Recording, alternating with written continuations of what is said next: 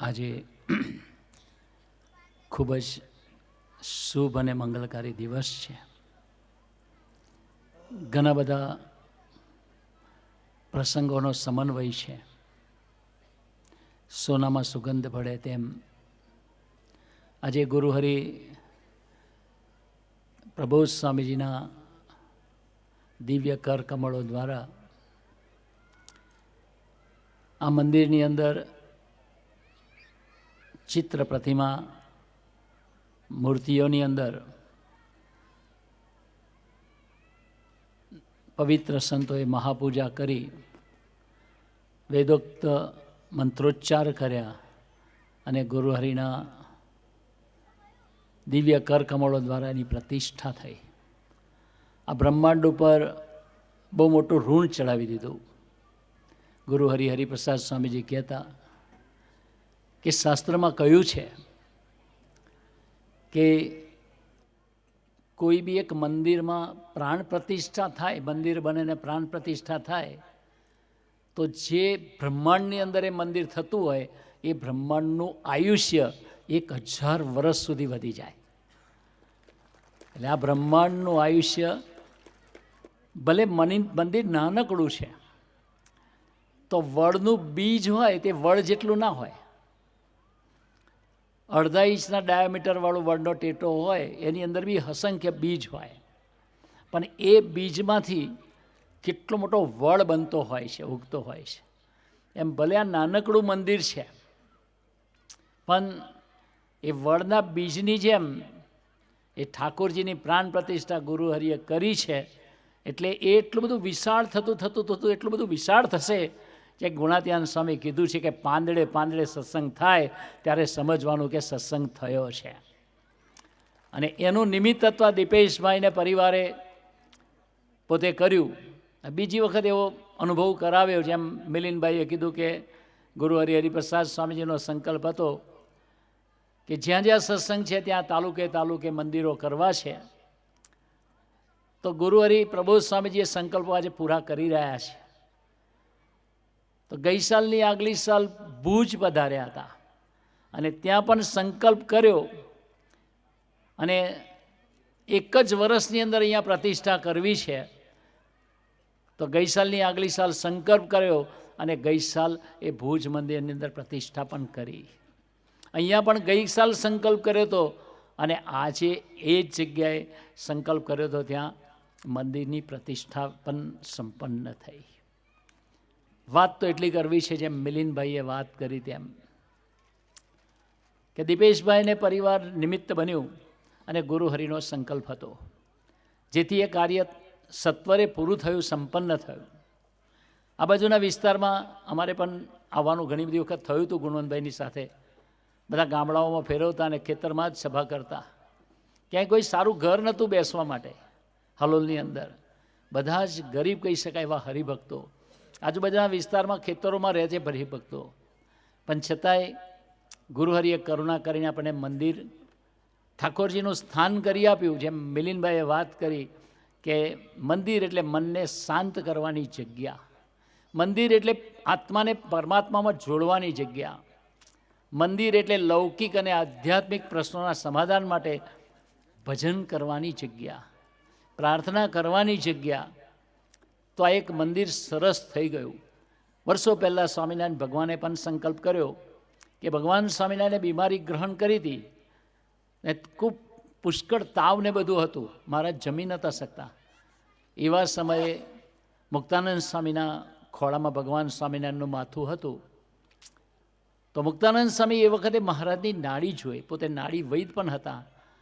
એટલે નાડી પરથી એમને લાગ્યું કે આ નાડી અંતિમ અવસ્થાની નાડી છે, હવે મહારાજ શરીર નહીં રાખે. એટલે એમની આંખોમાંથી આંસુ પડવા માંડ્યા અને ભગવાન સ્વામિનારાયણના કપાળ ઉપર પડ્યા. ત્યારે ભગવાન સ્વામિનારાયણે આંખ ખોલી અને મુક્તાનંદ સ્વામીને કીધું કે પૂર્ણ પુરુષોત્તમ નારાયણ એવો જે હું આજે તમારા ખોળામાં સૂતો છું અને તમને કેમ દર્દ થાય છે, દુઃખ થાય છે, તમારી આંખમાં આંસુ કેમ છે?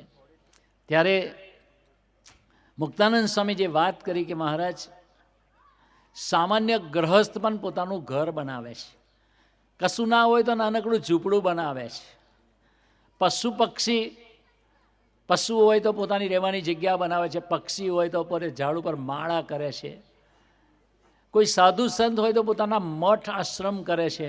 મહારાજ 3,000 સંતો છે અને 20 લાખ હરિભક્તોનો સમાજ છે, એને બેસવાની જગ્યા નથી. અને આપે તો હવે દેહલીલા સંકેલવાનું હોય એવી નાડી ગ્રહણ કરી છે, એટલે દર્દ તો થાય ને. ત્યારે મહારાજ બેઠા થઈ ગયા. મહારાજ કે મુક્તાનંદ સાંઈ ચિંતા ના કરશો, આજથી અમે સંકલ્પ કરીએ છીએ કે સર્વોપરી મંદિર કરશું.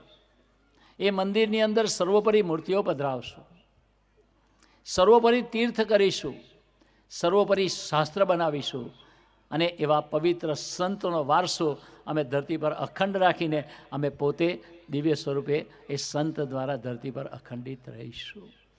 એ ભગવાન સ્વામિનારાયણે સંકલ્પ કર્યો ને પછી નિષ્કુળાનંદ સ્વામીને નિત્યાનંદ સ્વામીને આજ્ઞા કરી કે તમે ડુંગરપુર જાઓ અને આપણે આ ગઢડામાં મંદિર બનાવવું છે, એના માટેની મૂર્તિ કોતરવા માટેની શિલા લઈ આવો.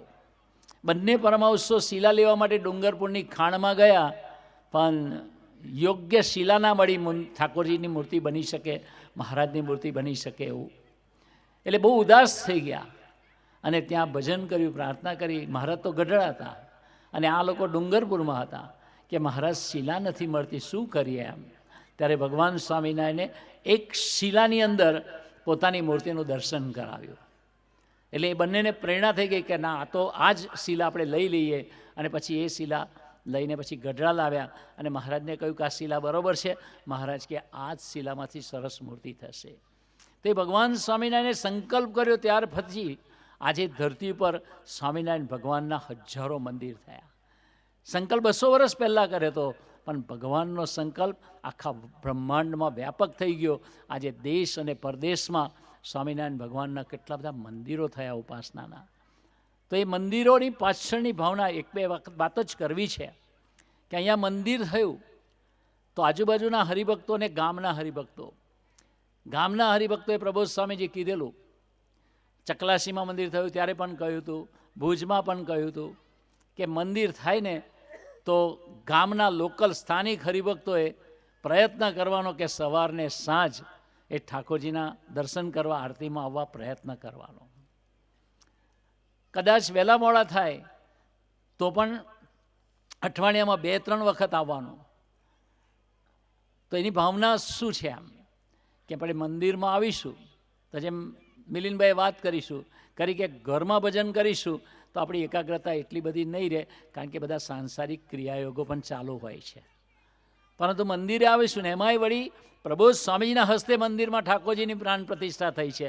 મતલબ એ થયો કે આ પ્રાણ પ્રતિષ્ઠાનો મતલબ એ મૂર્તિની અંદર પ્રાણ પૂરાયા છે. હવે આપણી પ્રાર્થના એ સાંભળશે, હવે આપણા સંકલ્પો એ પૂરા કરશે. આપણા આત્માનું લૌકિક રીતે બી ઉત્થાન, લૌકિક રીતે દેશકાળ હોય, કંઈ પણ પ્રોબ્લેમ હોય તો ઠાકોરજી પાસે આવીને પ્રાર્થના કરીએ તો ભગવાન તો આપણી જવાબદારી લેવા બેઠા છે. અને સાથોસાથ પ્રબોધ સ્વામીજીએ આશીર્વાદ બી આપ્યા કે અઠવાડિક સભા ભરશે ને ભજન નિયમિત કરશે, એના તન, મન, ધન અને આત્માની જવાબદારી મહારાજ લેશે. આપણે ચિંતા કરવાની કોઈ જરૂર નહીં પડે.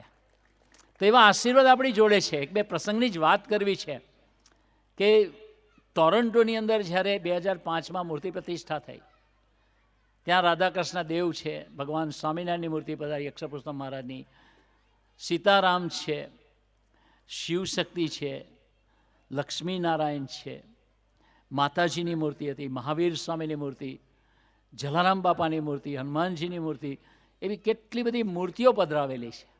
અને સ્વામીજીએ ત્યાં પ્રતિષ્ઠા કરીને ત્યારે સ્વામીજીએ આજ્ઞા કરી. તો પહેલી આજ્ઞા એ કરી કે સ્વામીજી કે અહીં બધા ભક્તો આવો તમે તો કે ઠોયાન જેવું ઊભા નહીં રહેતા. સ્વામીજીના શબ્દ હતો ઠોયો એટલે આપણે ગામડામાં કંઈ લાકડી પહેલાંનું રો લાકડું જે છોલ્યા વગરનું હોય એ આપે તો ગોબા જ પાડે, વાગે તો સહી પણ ગોબા બી પાડે. હવે સ્વામી કે ઠોયાન જેમ ઊભા નહીં રહેતા. પછી વાત કરી સ્વામીજીએ કે અહીં આવો ને ત્યારે ગ્રામ્ય કથા વાર્તા છાપું નહીં વાંચતા, રાજકારણની વાતો નહીં કરતા. પછી વાત કરી એમ કે અહીંયા સાક્ષાત ઠાકોરજી બિરાજમાન છે, એટલે ભક્તિભાવથી તમે દંડવત પ્રણામ કરજો, બેસીને ભજન કરજો. એના ફળ સ્વરૂપે સ્વામીજી આશીર્વાદ આપ્યા કે તમારા જીવનમાં ભક્તિ ઉદય થશે, તમારા જીવનમાં મહારાજ ભક્તિ ઉદય કરશે. ભલે આ મંદિર નાનું છે, પણ કરોડો જન્મથી આપણે રખડતા આવ્યા છે એનું કારણ આપણા જીવમાં ભક્તિની કચાશ છે. કરોડો જન્મથી આપણે અહમના આધીન જીવ્યા છે, અને અહમને ટાળવાનો કોઈ બીજો રસ્તો નથી, અને એક કેવળ ભક્તિ છે. અને એવી ભક્તિ આ ઠાકોરજીના મંદિર પાસે બેસીને પ્રાર્થના કરીએ અને ઠાકોરજી સામે હાજરા હજુર બિરાજમાન હોય તો આપણી પ્રાર્થના સાંભળે સ્વામીજી કે તમારા જીવનમાં એવી ભક્તિ પ્રગટાવશે. ભક્તિ એટલે ભગવાન આપણી 9 પ્રકારની ભક્તિને ગ્રહણ કરે. અહીંયા આગળ થાળ ધરાવીએ, પાણી ધરાવીએ તો આપણે એવું નહીં માનવાનું કે આ ચિત્ર પ્રતિમા છે, ભગવાન થોડા કશું લેતા હશે. પણ એવા કેટલાય પ્રસંગો છે કે ભગવાન યોગીજી મહારાજને કહ્યું કે બાપા આજે ભાવનગરમાં આજે બાપા તમે ઠાકોરજીને લાડુ જમાડો ને. બાપા કે ચાલો ધરાવીએ. 11 લાડુ ધરાવ્યા. બાપા કે ચાલો ભજન કરો, પ્રાર્થના કરીએ. અને બાપાએ કાકલુથી ભરી કરીને ઠાકોરજીને પ્રાર્થના કરી કે હે મહારાજ, આજે બધાના ભક્તોનો ભાવ છે તો આજે લાડુ ગ્રહણ કરવા પધારો, લાડુ ગ્રહણ કરો. પછી થાળ ઢાંકેલો હતો અને લાડુ ધરાવ્યા હતા. કપડું ઉઠાવ્યું ને ત્યારે 11 લાડુમાંથી 5 લાડુ નહોતા. તો બધાએ નજરે જોયું, અસંખ્ય હરિભક્તોએ, કે ભગવાનની મૂર્તિએ 5 લાડુને ગ્રહણ કર્યા. એમ પછી યુવાનો સાથે હતા. હવે યુવાનોને તો બુદ્ધિ ચાલતી હોય, કોલેજમાં બનતા હોય, એટલે બાપાને કહ્યું, કારણ કે એને એવો અનુભવ ના હોય, એટલે બાપાને કહ્યું બાપા આપે આ ઠાકોરજીને લાડુ ધરાવ્યા અને 11 લાડુમાંથી 5 લાડુ ઠાકોરજી જમી ગયા. તો કે બાપા અમે ધરાવીએ અને અમારા બી કોઈ પણ વસ્તુ અમે ધરાવીએ તો એ ઠાકોરજી જમે એવું કાર્ય થાય. ત્યારે યોગીજી મહારાજે બહુ સરસ વાત કરી. બાપાએ કીધું આ ઠાકોરજીની પ્રતિમા ભલે કાષ્ટની હોય કે ચિત્ર પ્રતિમા હોય કે પંચ ધાતુની હોય કે પછી પથ્થરની હોય, પાષાણની હોય, પણ એમાં સાક્ષાત સ્વયં ભગવાન બિરાજમાન છે અને લાઈવ છે, જીવંત છે. એવા ભાવથી ધરાવીશું તો ભગવાન આપણા ભાવને ગ્રહણ કરશે. મેં જનકલ્યાણમાં એક પ્રસંગ વાંચેલો કે એક આવું પૂછતાવેલું ઘર હોય મંદિર ઠાકોરજી ઘરમાં, એટલે એના દીકરાને કહીને ગયા કે ભાઈ તું ઠાકોરજીને 2 ટાઈમ આરતી કરજે, પાણી ધરાવજે, થાળ ધરાવજે, મગસ ભરી રાખ્યું છે, દૂધ ધરાવજે, આમ તેમ બધું કરજે, પણ ભૂલતો નહીં. તો કે સારું. એના મા બાપને બધા ગતા રહ્યા, અને છોકરો નાનો, ભાઈ ઠાકોરજીને ધરાવે પણ ઠાકોરજી તો જમે નહીં, એટલે એમાંથી ઓછું ના થાય. એટલે એને તો ગુસ્સો આવ્યો. એને કીધું કે ઠાકોરજી જમે પછી તાર જમવાનું, એવું કહીને ગયા હતા. હવે ઠાકોરજી જમતા નથી એવો અનુભવ થયો, એટલે એને તો ઉપવાસ થઈ ગયો. હવે નાનો દીકરો, ભૂખ લાગી બપોરે, સાંજે લાગી, રાતે લાગી, એને બી વિચાર્યું કે આ ઠાકોરજીને કદાચ ભૂખ નહીં લાગી હોય એમ. તો કે હવે શું કરવું એમ. પછી બીજો દિવસ થયો. હવે દીકરાને તો કકડીને ભૂખ લાગી ગઈ, નાનો હતો એમ. પછી એને ભગવાનને કીધું કે જો દોસ્ત, ઘરે વાળે કહી ગયા છે એટલે તમને ધરાવું છું, બાકી આખો દિવસ હું ફિલ્ડિંગ ભરું છું અને તમે કાંઈ જમતા નથી, અને મને લાગી છે કકડીને ભૂખ, અને ઘરના બધા મને કહી ગયા છે કે ઠાકોરજીને ધરાવ્યા પછી તું જમજે ભગવાનને જમાડ્યા વગર. તો કે જો હવે નહીં જમ્યા ને તો લાકડી જોઈ છે. અને પછી તો ઠાકોરજીને ધરાવ્યું, ત્યારે લાકડી ધરીને બેઠા કે જો નહીં જમ્યા તો લાકડે મારીશ. અને ભગવાન પ્રગટ થઈ અને એનું જમી ગયા. પછી એના મા બાપને બધા આવે એટલે એને પૂછ્યું કે લા ભાઈ તું ઠાકોરજીને પૂજા કરતો તો ધરાવતો કે બધું. પછી છોકરાને પેલા લોકોએ કીધું ખરેખર ધરાવતો હતો? તાકે હા. તો કે તો ભગવાનને જમાડીને જમતો હતો? કે હા. આમ તો તમારા ભગવાને મને હેરાન કર્યો 1.5-2 દિવસ. તો કે શું કર્યું? તો કે ધરાવતો તો પણ જમતા નથી. પછી મેં 14મું રતન દેખાડ્યું, લાકડી, તો જમ્યા. ત્યારે ઘરવાળાને થયું 25 વર્ષથી આપણે ભક્તિ કરીએ છીએ, આ છોકરો જીવંત મારીને ભક્તિ કરે છે. આપણે એવી ભક્તિ આપણા જીવનમાં ઉદય થાય એના માટે ગુરુહરિએ મંદિર કર્યું. અમે બોમ્બેમાં રહીએ છીએ, તો એક કિરણ કરીને એક દીકરો છે, સિંધી પરિવાર, એના ઘરમાં પુષ્ટાવેલા ઠાકોરજી, જેમ આપણે પ્રતિષ્ઠા કરીએ ને એમ વૈષ્ણવ ઠાકોરજીને પુષ્ટાવેલા હોય. એ લાલજી હોય નાના. એટલે ત્યાં એ કિરણની સિસ્ટર કેનેડા હતી, અને એમનો એક દીકરો હતો નિશાંત. એટલે અમે તે દિવસે ગયા પધરામણીમાં બેઠા થોડી વાર. પછી 4-5 વર્ષનો દીકરો હતો નિશાંત. એટલે આવીને કીધું, પછી બેઠો, પૂજન કર્યું, વાતચીત કરી, પછી કીધું ભક્તિ Sai can you make possible? મેં શું થયું? તો કે આ લાલજી છે ને, હું દરરોજ ધરાવું છું પણ જમતા નથી. કે સવાર ધરાવું છું, એ શું કરે, દ્રાક્ષના દાણા ધરાવે, પણ ગણીને ધરાવે, અને ધરાવ્યા પછી ઓછા ના થાય ને એટલે અકળાય. પછી થોડું માઇન્ડ જોડે કોમ્પ્રોમાઇઝ કરે, okay God, are you not hungry now? Yes yes, take it later, પછી લેજો એમ. એવું 2-3 વાર કર્યું પણ લે નહીં ઠાકોરજી. એટલે એને બહુ મૂંઝવણ થતી હતી. એટલે એ જ ટાઈમે અમારી પધરામણી થઈ. એટલે મેં એને કહ્યું કે મને કે ભક્તિ સાહેબ આ પોસિબલ છે? મેં કહું હા. તો કે how it is possible, from when, કે ક્યારથી ચાલુ થશે? મને ખબર હતી કે બીજે દિવસે સ્વામીજી આવવાના હતા. મેં કહું તને કાલે આપણા મોટા સ્વામીજી આવવાના છે ને, હરિપ્રસાદ સ્વામીજી, એ એમની પાસે લઈ જઈશ અને એ તને આશીર્વાદ આપશે, પછી ભગવાન જમશે. તો કે એવું? મેં કહું હા ચાલ. તો બીજે દિવસે આયુષ શક્તિમાં સ્વામીજી પધાર્યા. અને સ્વામીજી પધાર્યા એટલે મેં મિલિનભાઈને ફોન કર્યો કે પેલા નિશાંતને લઈને આવી જાઓ. એ નિશાંત આવી ગયો. એટલે પછી મેં સ્વામીજીને વાત કરી. મેં કહું સ્વામીજી નિશાંત છે અને એ મૂંઝવણ થાય છે. તો સાંઈ કે એને શું મૂંઝવણ છે? મેં કહું સાહેબ આમ તો કેનેડા રહે છે, બંને હસબન્ડભાઈ આઈટી પ્રોફેશનલ છે, પણ એને મૂંઝવણ એ છે કે ભગવાનને જે કાંઈ પ્રસાદ ધરાવે છે ને, પણ એ ગણી ગણીને ધરાવે છે ને ભગવાન નથી જમતા ને, એનું એને બહુ દર્દ અને મૂંઝવણ થાય છે. એટલે પછી મેં કીધું નિશાંત યુ પ્રે સ્વામીજી એમ. પછી સ્વામીજીને ઇંગ્લિશમાં પ્રાર્થના કરી. કે don't worry Nishant, so God will take your food easily, જાઓ, કે ભગવાન તારું જે થાળ ધરાવીશ ને ઇઝીલી જમી લેશે, તને અનુભવ કરાવશે, ચિંતા ના કરતો. એટલે મને વિચાર આવ્યો કે હવે આ વસ્તુ હું ના કહી શક્યો, કે એ તાકાત હોવી જોઈએ ને.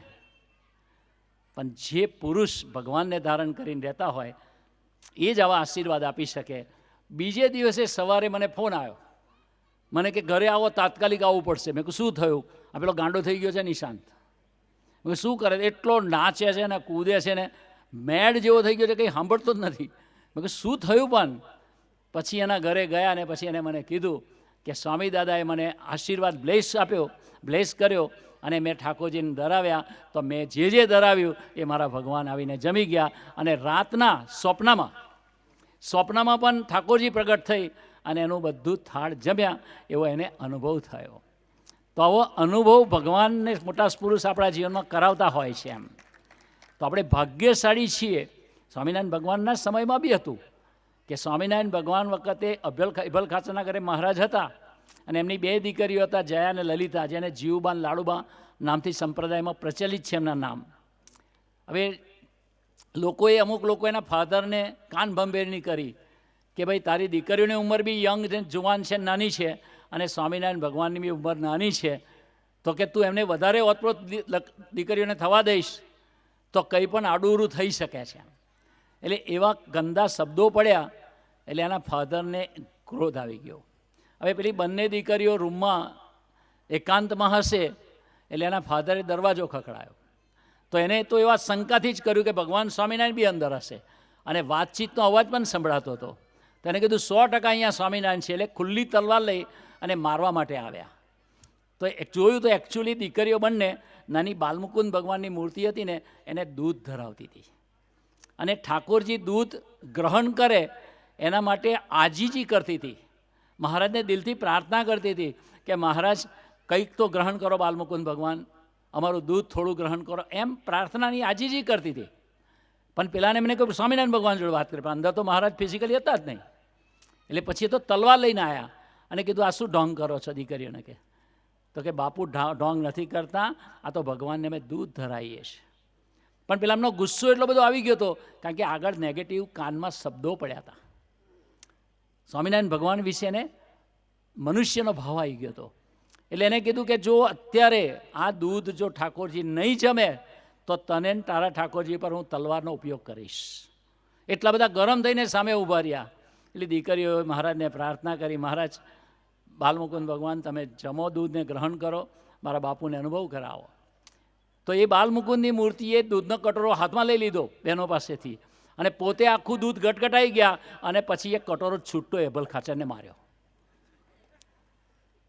તો કે આવો અનુભવ તો આપણે બી નથી કરવો. કે માર ખાવાનો અનુભવ કોણ કરે? પણ અનુભવ થયો તો એ ખબર પડી કે સ્વામિનારાયણ ભગવાન એ મૂર્તિમાં પ્રગટ પ્રમાણ બિરાજમાન છે.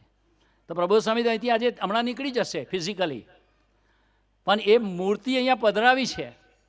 તો દેશ અને પરદેશમાં જ્યાં જ્યાં મંદિરો બનાવે છે ત્યાં એવા અસંખ્ય હરિભક્તોને અનુભવ થાય છે કે મૂર્તિમાં રહી અને ભગવાન એના પ્રશ્નોના જવાબ આપે છે, એની મૂંઝવણો દૂર કરે છે. સ્વામીજી 100 દિવસ ન્યૂઝીલેન્ડમાં ઓકલેન્ડમાં અતુલભાઈના ઘરે રોકાયા, અને સ્વામીજી રોકાયા હતા એટલે આખું ઘર દિવ્યતાથી ભરાઈ ગયું. એટલે પછી કહ્યું કે ભાઈ તમારે કંઈ પણ પ્રોબ્લેમ હોય તો આ ઘરમાં આવીને પ્રાર્થના કરજો, ભજન કરો. હવે અતુલભાઈના તો બિઝનેસ અને સ્ટોર પર જાય તો ઘરમાં તો કોઈ હોય બી નહીં ઘણીવાર. તો એક સંદીપભાઈ કરીને પરિવાર હતું, એને તકલીફ બહુ હતી. એમને કીધું કે હવે અહીંયા જઈને ભજન કરીએ, પણ અતુલભાઈ તો બહાર હતા. અતુલભાઈ કીધું ક્યાં છો? તો કે ભાઈ હું તો બહાર છું. તો કે ક્યારે આવશો? ચાવી તો કે અમારી પાસે છે. તો કે શું કરીએ? તો સંદીપભાઈ કે ચિંતા નથી કરતા, ભલે ઘર ખુલ્લું નથી પણ ઘરના બારણામાં બેસીને અમે ભજન કરીએ છીએ. એના બારણામાં બેસીને પણ ભજન કર્યું, તેના બધા પ્રોબ્લેમ સ્વામીજીએ સોલ્વ કર્યા. એવો એ સંદીપભાઈને અનુભવ કરાવ્યો. એટલે આ લોકના કંઈ પણ પ્રશ્નો હશે તો બી અહીંયા ગાડી સમાધાન મળશે. 96માં અમેરિકામાં મંદિર થયું તો સ્વામીજીએ પ્રતિષ્ઠા કરી, તો એવા કેટલાય જણને અનુભવ કરાવ્યા છે. એમાં એક જણ બિપિનભાઈ કરીને હતા, એ કોલંબસ ઓહાયો રહે, એમના મિત્ર હતા ન્યૂ જર્સીમાં. એટલે મિત્રને મળવાને રહેવા માટે આવ્યા હતા. એટલે પેલા મિત્રએ રવિવારનો દિવસ થયો, સભાનો ટાઈમ, તો કે હું સભામાં જાઉં છું ભાઈ, તારે રહેવું હોય તો આ ઘર ને આ ચાવી, ફ્રીજમાં બધું જમવાનું રેડી છે, જ્યારે જમવું હોય તો જમી લીધું, અમે સભામાં જઈએ છીએ આખું પરિવાર, તારે આવવું છે? તો એકાદ રવિવાર નહીં આવ્યા હોય, બીજા રવિવારે કંટાળો આવ્યો છે કે ચાલો હું આવીશ, પણ કે હું તો નાસ્તિક માણસ છું કે ભાઈ 24 કલાક એ સ્મોકિંગ કરતા હતા અને 24 કલાક પીધે રાખે અને બધી જ રીતે પૂરા હતા. એ કે તારા મંદિરમાં એનું શું કરીશ? પણ કે ચાલ આવું, પાર્કિંગ લોટમાં બેસીશ, અંદર નહીં આવું. પછી 96માં એ મંદિરે આવ્યા, પાર્કિંગ લોટમાં બેઠા, પણ ભગવાન કંટ્રોલર છે. તો અંદરથી અડધો કલાક બેઠા હશે, સભાની રીતે પૂરી થઈ ગઈ 7 વાગે, પણ ભગવાન એને કોન્સ્ટન્ટ પ્રેરણા કરે કે તું અંદર આવ. એટલે પછી એ ઠાકોરજીની મૂર્તિ પાસે ચાલતા જોવા તો જો મંદિર કેવું છે, કોઈ દિવસ નહીં ગયેલો. કેટલા બધા સંતો એને વર્તમાન ધરાવેલા, નિયમ આપેલા, એક કંઈ નિયમ એને પાડેલા નહીં. એ કે બાલ્ટીઓ ભરીને પાણી મેં ખતમ કર્યું, પણ મેં સત્સંગ નહીં કર્યો એમ.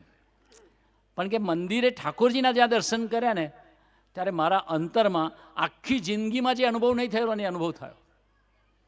અને અનુભવ એવો થયો કે એટલો બધો આનંદ થાય, એટલી બધી શાંતિ થાય, એટલા બધા સારા વિચારો આવે. અને એ કરતાં બેઠા હતા સામે, આંખમાં આંસુ જાય તો મૂર્તિમાંથી અવાજ આવે, બિપિન તું આજથી મારો, બિપિન તું આજથી મારો, કોન્સ્ટન્ટ અવાજ આવે. બિપિનભાઈ રડતા કીધું કે સ્વામી આજથી હું પણ મહારાજ તમારો. એમ કે પહેલાં આશીર્વાદ સ્વામીજી આપ્યા એમ ટોરન્ટો મંદિરમાં કે તમારા જીવનમાં જો ભજન કરશો ને, ગ્રામ્ય કથા આ મંદિર છે તો મંદિરમાં તો કશું જ ના થાય, પ્રાર્થના થાય, ભજન થાય, કથા વાર્તા વંચાય અને ભગવાનમાં મન જોડવાની વાત છે. બીજી વાત કરી સ્વામીજીએ, સ્વામી કે અહીં પ્રાર્થના કરો તો શું પ્રાર્થના કરશો? પછી સ્વામીજીએ વાત કરી, તમે બધા અરસપરસ આત્મીય થાવ ને એવી ઠાકોરજીને પ્રાર્થના કરજો. આપણા બધાનો જન્મ અહમના કારણે છે. કરોડો જન્મથી રખડીએ છીએ કારણ કે આત્મીય થયા જ નથી. ભાઈ ભાઈને બને નહીં, બેન બેનને બને નહીં, સાધુ સાધુને બને નહીં. આખી દુનિયામાં વિખવાદ જ છે. માનવ જાતિ ક્યાંય ભેગી રહી નથી. એને લીધે તો કેટલા હજારો યુદ્ધ થયા. પણ સ્વામીજી કે અહીં આવીને તમે ઠાકોરજી પાસે પ્રાર્થના કરશો ને તો તમારા જીવનની અંદર મહારાજ આત્મીયતા પ્રગટાઈ દેશે. આ બીજા વર્ષ આશીર્વાદ આપ્યા. ત્રીજી પ્રાર્થના કરવાનું કીધું સ્વામીજી કે આ મંદિરે નિયમિત આવશો અને તમે ખરેખર ભજન ભક્તિને સત્સંગ કરશો, સભા ભરશો તો સ્ત્રી અને પુરુષનો જે ભાવ છે, દરેક સ્ત્રી એવું માને છે કે હું સ્ત્રી છું, પુરુષ એવું માને છે કે હું પુરુષ છું, પણ સ્ત્રી એ સ્ત્રી નથી, પુરુષે પુરુષ નથી, બધા જ આત્માઓ છે. શરીરનો ભાવ ખતમ થઈ જાય એટલે આપણે સળગાવી મૂકે છે, તો આત્મા અવિનાશી છે, અમર છે, સૂક્ષ્મ છે, દિવ્ય છે, તેજોમય છે. પણ એ આત્માનો ભાવ, એનાથી આપણું જીવન કેવી રીતે જીવાય? તો કે સ્વામીજી આશીર્વાદ આપ્યા કે જાઓ હવે સ્ત્રી પુરુષના ભાવથી પર પ્રભુ તમને લઈ જશે આ મંદિરને નિમિત્ત બનાવીને. અને ચોથા આશીર્વાદ આપ્યા કે ખરેખર તમે સંકલ્પ કરશો તો જાઓ કે ટોરન્ટોની કરોડોની સમૃદ્ધિ આપણા એક પણ હરિભગતને નજરમાં નહીં આવે. નહીં તો માણસ લૌકિક રીતે સમૃદ્ધિની દ્રષ્ટિ જોયા કરતો હોય છે, હંમેશા ગ્લેમરસ હોય છે. જેની પાસે પૈસા વધારે હોય એની તરફ જ નજર હોય, મોટા મોટા મકાનો પ્રોપર્ટીને આ તેને એનાથી જ ઇમ્પ્રેશન ચાલ્યા કરતો હોય અને ના મળે તો ડિપ્રેસ થાય. પણ એનું નજરમાં નહીં આવે એનો મતલબ બ્રહ્માંડ ભગવાનની પ્રોપર્ટીમાં નજર પડી જાય, ભગવાનની સમૃદ્ધિમાં નજર પડી જાય તો લૌકિક સમૃદ્ધિ આપણને નજરમાં ના આવે. પણ આ આશીર્વાદ હરિપ્રસાદ સ્વામીજી ત્યારે આપ્યા હતા તો ગુરુહરિ પ્રબોધ સ્વામીજીના ચરણોમાં પ્રાર્થના કરવી છે. એ પણ એટલા જ દિવ્ય મૂર્તિ છે, એ સનાતન છે. હરિપ્રસાદ સ્વામીજીને ભગવાન સ્વામિનારાયણને સાંગોપાંગ ધારણ કરે છે.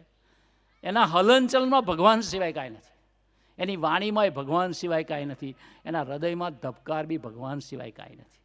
તો એવા પુરુષ આપણને મળ્યા છે તો એને પણ આશીર્વાદ આપ્યા.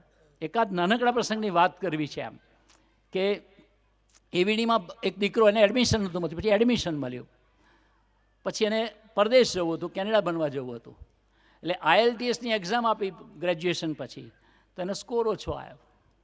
ફરી વખત પ્રાર્થના કરીને ફરી આપી ભગવાનને, તો ફરી સ્કોર સારો આવ્યો. તો એડમિશનનો ટાઈમ જતો રહ્યો. તો પછી આગળ પાછી ફરીથી પ્રાર્થના કરી.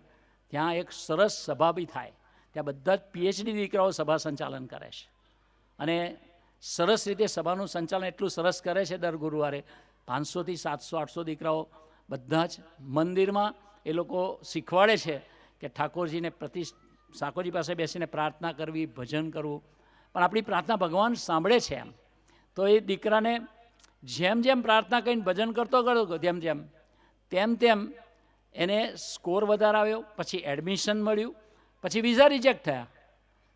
તો હવે કોણ? તો પ્રત્યક્ષ પાસે ગયા. પ્રભુ સાંઈ બહાર જતા હતા અને પ્રભુ સાંઈ ગાડી આગળ ઉભો. પ્રભુ સાંઈ કે શું છે?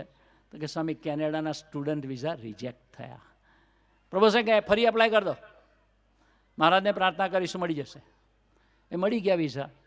હવે જવાનું થયું ને ત્યારે મુમુક્ષુ હતો ને એટલે આધ્યાત્મિક ટેન્શન આવ્યું.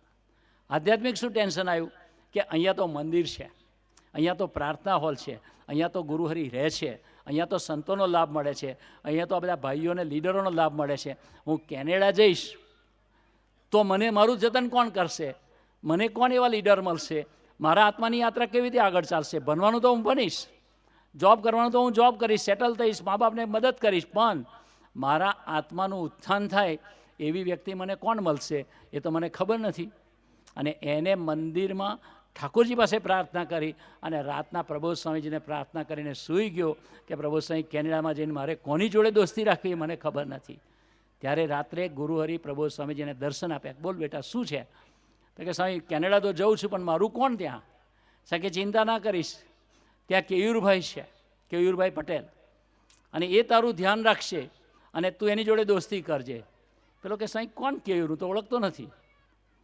તો કે હમણાં ગઈ સાલ લાસ્ટ યર એને સહિષ્ણુ દીક્ષા લીધી છે, કેનેડા મંદિરમાં જ રહે છે અને એમનું નામ સહિષ્ણુ સેવક સહજભાઈ છે.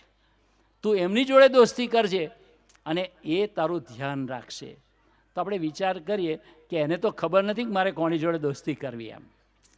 પણ એક ટોપ લેવલના સહિષ્ણુ જીવન જીવતા સહજભાઈ કે જે પોતાની યાત્રા નિરંતર ભગવાન તરફ ચલાવે છે, ગુરુહરિના અને ભગવાનના બળે, તો એ દીકરાને એનો સંઘની પણ ચિંતા કરી.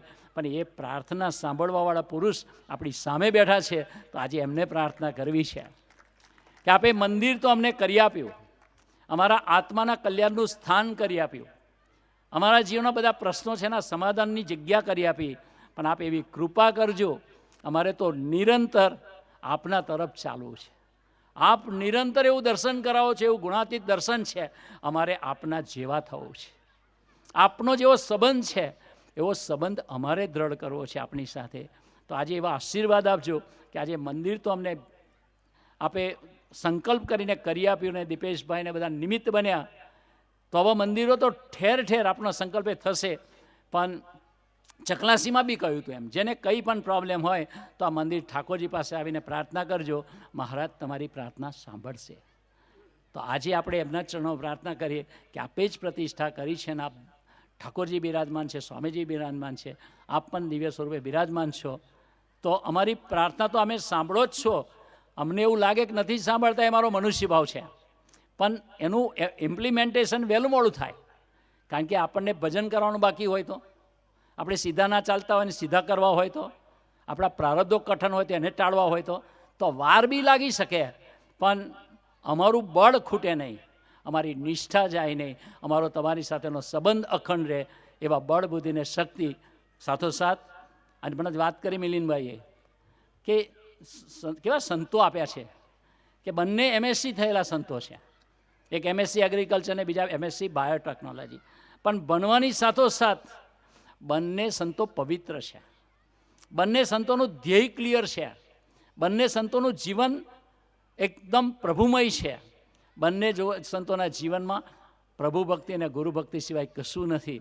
અને એવા સંતો નિસ્વાર્થ ભાવે આવા ગરીબ વિસ્તારના ગામડે ગામડે ખેતરે ફરી અને ભક્તોના સુખ દુઃખના સમાચાર પૂછે છે, ભક્તોને ભગવાનના માર્ગે ચડાવે છે, એના વ્યસનો છોડાવે છે. પણ એ સંતોને કોઈ સ્વાર્થ નથી. એવા સંતોની સાથે રહીને, એમની સાથે પણ દોસ્તી કરીને અને ગુરુહરિને રાજી કરવા આપણે નિરંતર પ્રયત્ન કર્યા કરીએ. અને આ ઠાકોરજીનું મંદિર કાયમ ભરેલું રહે, જીવંત રહે. મંદિરમાં રહીને આપણી પ્રાર્થના, ભજન, આજુબાજુના વિસ્તારના જ્યારે પણ હાલોલમાં કશું લેવા મૂકવા આવે, કંઈ કામ હોય, તો પ્રયત્ન એવો કરવાનો કે મંદિરમાં દર્શન કરવા પણ આવવાનું અને ભજન પણ કરવાનું. તો ખેતી કદાચ કરતા હોઈશું, નહીં પાકતું હોય, પણ અહીં ભજન કરીશું તો પછી તો મહારાજની જવાબદારી છે કે ખેતી પકવે, મહારાજની જવાબદારી છે કે આપણા કાર્ય કરે. પણ આપણા જીવનમાં જેટલી ભક્તિ અને જેટલી નિષ્ઠા હશે એટલું જ ભગવાન આપણા થઈને રહેશે. તો ગુરુહરિના ચરણોમાં એક જ પ્રાર્થના છે કે અમારે સૌને એવું જીવન જીવવું છે. એના માટે આપ નિરંતર દાખલો કરો છો. તો દીપેશભાઈની નિષ્કામ ભાવની બહુ ગમી ગઈ એમ કે ખાતમુહૂર્ત કરવા બી એમને ના બોલાવ્યા કે પ્રભુ સ્વામીજીને ભીડો પડે, તો કે પ્રસાદીનો તિકામ આપજો, એનાથી કરશો ને તોય ચાલી જશે. તો એમની નિષ્કામ ભાવના કેટલી છે. તો આપણે પણ આ પુરુષ મનુષ્ય દેહ છે, પણ દિવ્ય સ્વરૂપે નિરંતર આપણી સાથે છે. એવા અનુભૂતિમાં જવા માટે આપણે નિરંતર વિશ્વાસ મૂકવો પડે, પ્રાર્થના કરવી પડે અને ભજન કરવું પડે. તો ગુરુહરિના ચરણો પ્રાર્થના કે અમને નિરંતર એવા અનુભવમાં લઈ અને અમારા સૌની યાત્રા ઠાકોરજી તરફ, આપની તરફ ચલાવતા રહેજો. એવા બળબુદ્ધિને શક્તિ અમને સૌને આપજો. એ જ પ્રાર્થના સજાનંદ સ્વામી મહારાજની છે.